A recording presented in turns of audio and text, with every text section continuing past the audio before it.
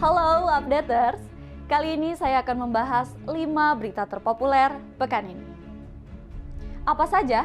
Sebelum itu jangan lupa follow dan subscribe akun official kami. Saya Reti Fauzia, inilah 5 berita terpopuler pekan ini. Berita pertama, detik-detik perahu nelayan Minajaya digulung ombak tinggi.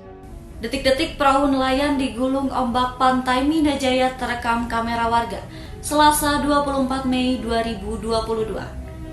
Dalam rekaman tersebut, terlihat sebuah perahu jenis congkreng yang nekat melaut, mencoba mendarat ke pesisir di tengah amukan gelombang tinggi. Perahu tersebut kemudian terbalik dan digulung ombak setinggi kurang lebih 6 meter. Perahu tersebut milik nelayan Minajaya dengan nama Lambung Bintang Baru, Nahkoda Dadan 40 tahun, warga Sukasirna, Desa Buniwangi, Kecamatan Surade.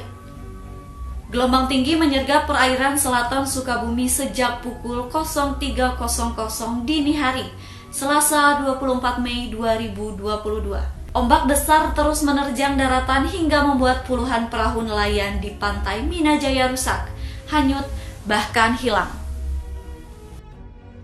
Berita kedua, picu jalan rusak, disub razia truk odol di Sukabumi.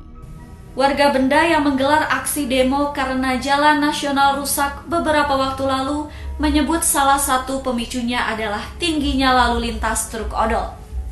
Selasa 24 Mei 2022, Dinas Perhubungan atau Disub Kabupaten Sukabumi menggelar razia truk odol atau overdimension overloading di Jalan Raya Sukabumi Bogor.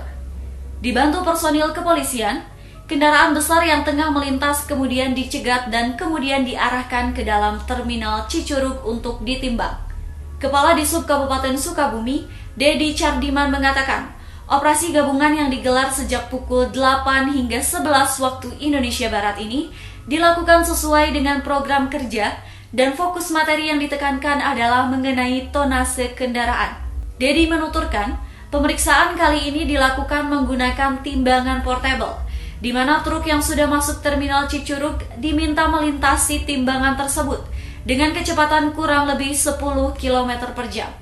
Angka yang keluar dari timbangan tersebut kemudian akan dicocokkan dengan hasil uji kendaraan yang sebelumnya diminta petugas dari sopir angkutan barang yang diperiksa.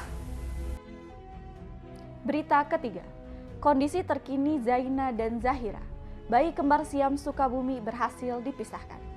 Kabar baik datang dari bayi kembar Siam asal Desa Bojong Raharja, Kecamatan Cikembar, Kabupaten Sukabumi, Quineta Zaina dan Quinesha Zahira. Mereka berhasil dipisahkan setelah menjalani operasi selama beberapa jam di Rumah Sakit Hasan Sadikin, Bandung pada Rabu, 25 Mei 2022. Direktur Perencanaan Organisasi dan Umum LSHS Bandung, M. Kamaruzaman mengatakan operasi berjalan lancar. Setelah operasi selama kurang lebih 3 jam 17 menit sejak dimulai insisi, organ-organ tubuh bayi berhasil dipisahkan pada pukul 13.31 waktu Indonesia Barat dan membutuhkan 3 hingga 4 jam untuk melanjutkan operasi hingga selesai. Masing-masing organ bayi tersebut kini dalam kondisi normal. Meski liver mereka berdempetan, namun masing-masing liver memiliki sistem saluran empedu dan darah masing-masing. Diharapkan tidak ada operasi lanjutan, namun tim dokter akan mengobservasi perkembangannya.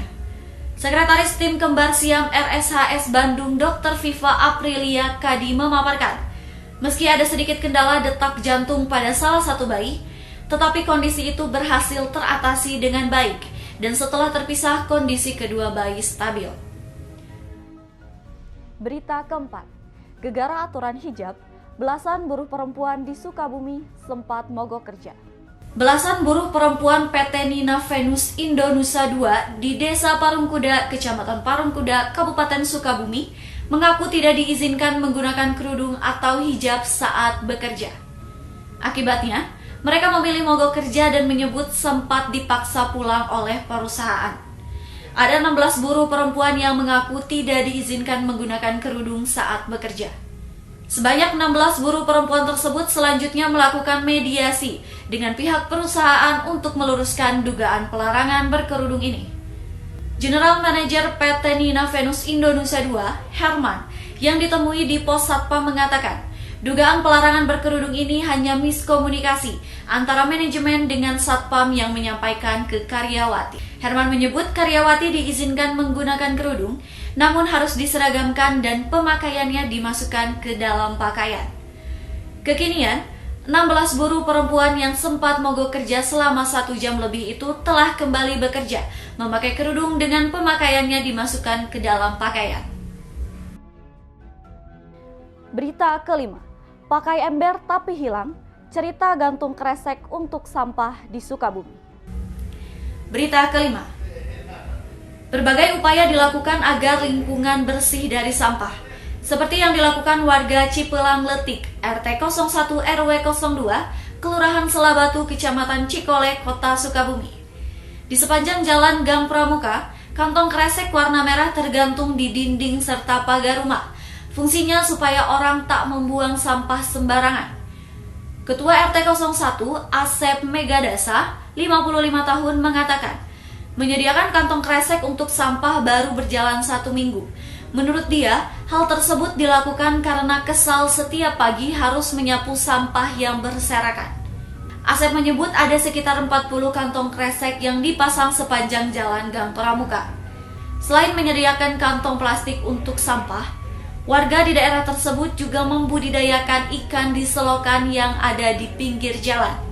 Dia menuturkan, hasil dari budidaya ikan di selokan itu digunakan untuk lingkungan seperti perbaikan jalan, penerangan jalan, dan tempat sampah. Demikian 5 berita terpopuler pekan ini yang telah dirangkum oleh tim redaksi SukabumiUpdate.com. Terus ikuti SukabumiUpdate.com dan dapatkan berita terbaru dari kami. Saya Reti Fauzia, sampai jumpa di 5 berita terpopuler berikutnya.